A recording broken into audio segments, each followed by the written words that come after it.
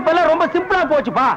அட இவ்வளவு ஏன் இந்த வடச்செடி தலையில எடுத்துக்க, பின்னால நோட்டீஸ் வாங்கிட்டு வர்றாங்களே பசங்க, அது மாதிரி ஒரு காலத்துல ஊர்ல நோட்டீஸ் வாங்கிட்டு இருந்த பையன் இன்னைக்கு நோட்டீஸே கொடுக்கற அளவுக்கு வசந்தர் இல்லையா?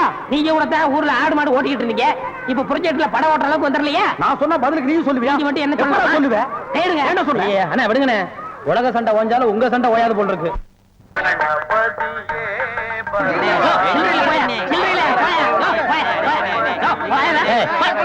கவுண்டர் திறந்து 1/4 மணி நேரம் ஆச்சு, இன்னும் 1 டிகிரி உள்ள வரல. என்ன கரெக்டா வரவன் பரவாயில்ல, 5-10 மணினா சில்லறைக்கு எங்க வருது? நீ வேலையில பொறுப்பா இருக்கிறவ கேசரி சில்லறை வாங்கி வச்சிருக்கணும். இவங்களுக்காக நான் பேங்க் போக முடியுமா? அவங்க வந்து டிக்கெட் வாங்கினா உனக்கு சோறு. ஓ அப்படி ஒண்ணு. எத்தனை டிக்கெட்டுங்க? ஓட்டுக்கு என்ன? 1 2 3. இதுல பாக்கி 2 ரூபாய் எழுதிருக்கேன். இன்ட்ரோல பக்கடா வாங்கி தந்துக்குங்க. முதல்லயே எனக்கு வராம போச்சு. இத 60 ரூபாய் இருக்கேன். இன்ட்ரோல பக்கடா வாங்கி தந்துக்குங்க. போங்க. அவசரப்படாதீங்க, எல்லாரும் உள்ள உனக்கு வந்து படம் போடுவான். சீக்கிரங்களே வாங்க வாங்க வாங்க சீக்கிரம் வாங்க.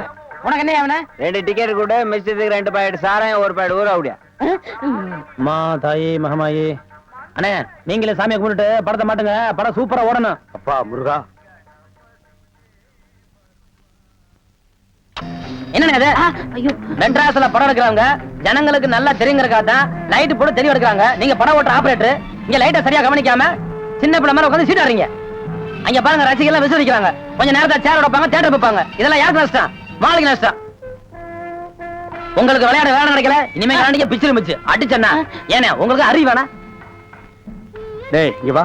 என்ன சும்மா இருந்த என்ன பார்த்து நீ என்ன சொன்ன? ஒரு கை போடலாம்னு சொன்னேன். ஒரு கை யார பார்த்தா ஒரு கை சொல்லுவேன்.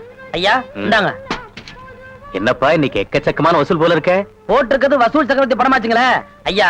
இதுல 840 ரூபாய் பணம் இருக்கு, எண்ணிட்டேன். இதுல 85 ரூபாய் சில்லறை இருக்கு, அதை எண்ணிட்டேன். மொத்தம் 925. வேணா எண்ணிக்குங்க. உன் பேர்ல நம்பிக்கை இல்லாம இருந்தா தானப்பா நான் இதெல்லாம் எண்ணி பார்க்கணும்.